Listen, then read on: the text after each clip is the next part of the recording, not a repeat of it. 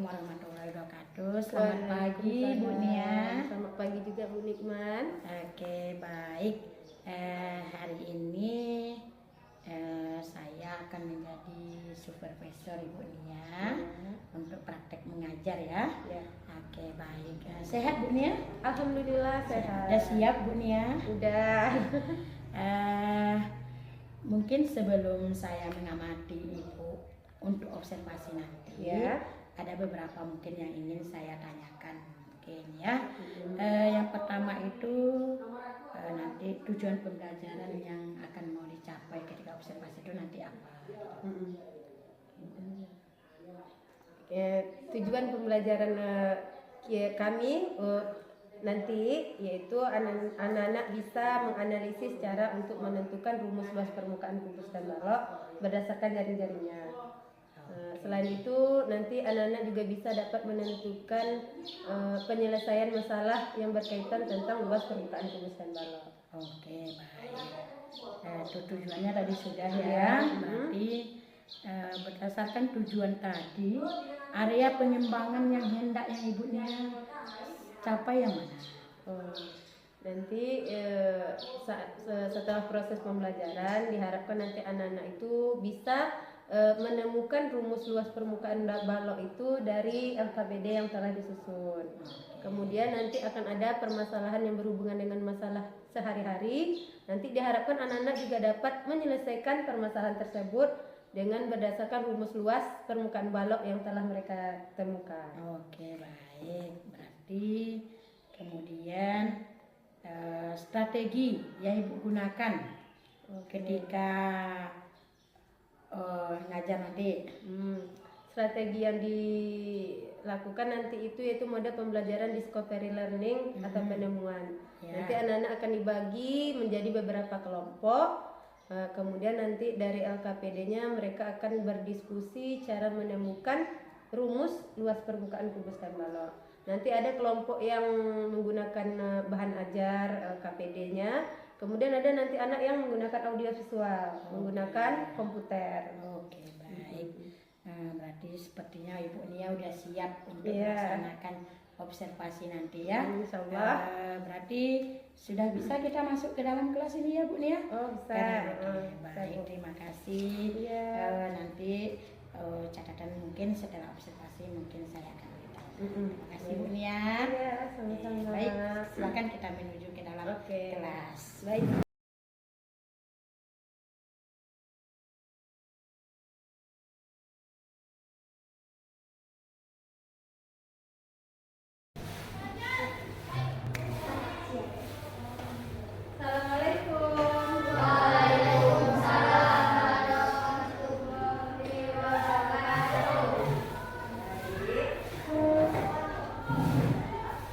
Sebelum kita memulai pembelajaran hari ini, silakan ketua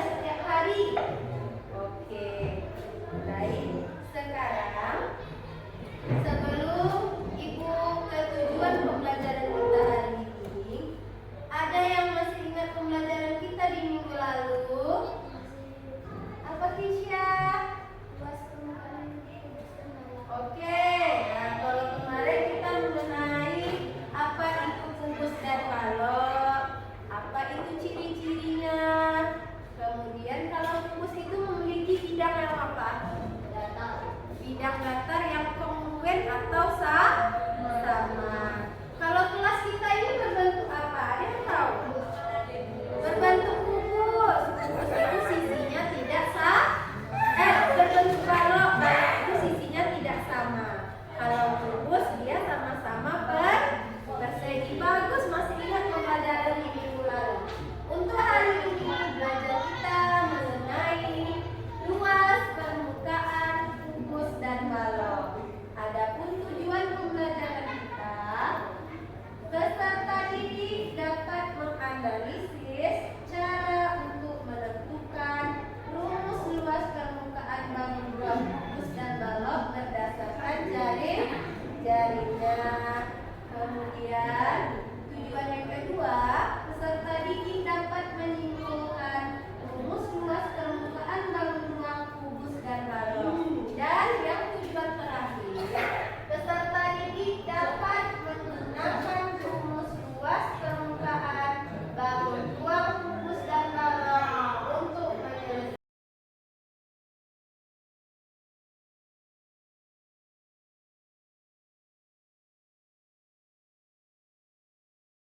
Oke, bismillahirrahmanirrahim. Assalamualaikum warahmatullahi wabarakatuh. Waalaikumsalam warahmatullahi wabarakatuh. Selamat siang ibunya. Selamat siang juga Bu Iman. Oke, baik. Tadi kita sudah observasi Ya. ibunya yang mengajar ya. Kira-kira apa yang ibu rasakan setelah melaksanakan pembelajaran dengan strategi berdiferensiasi yang memuat KSE tadi?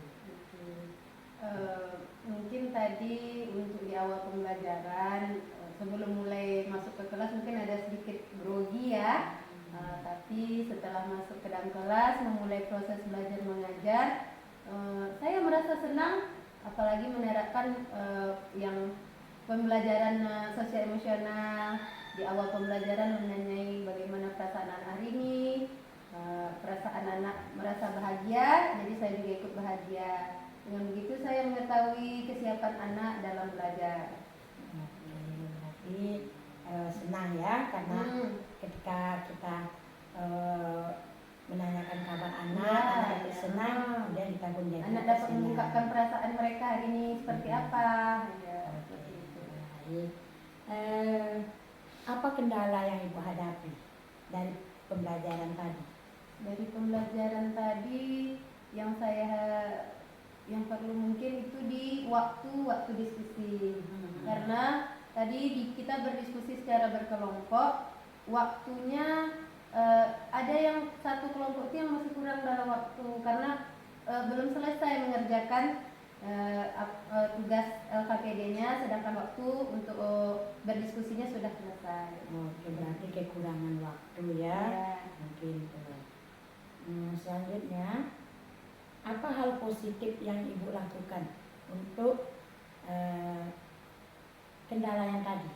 Oke, untuk yang PSE, pembelajaran sosial emosionalnya, mungkin saya akan menerapkan PSE-nya tadi. Dengan PSE itu saya lebih mengetahui tentang sosial emosional anak, kemudian belajar secara berkelompok berdiferensiasi, anak belajar secara ada yang tadi menggunakan bahan ajar, ada tadi menggunakan video.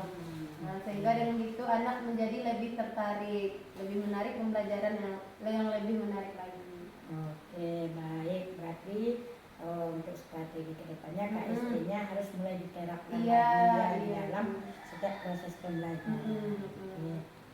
Yang terakhir, hal yang ingin ibu tingkatkan setelah pembelajaran ini apa?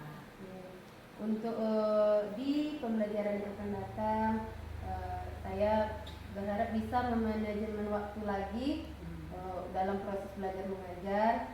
Kemudian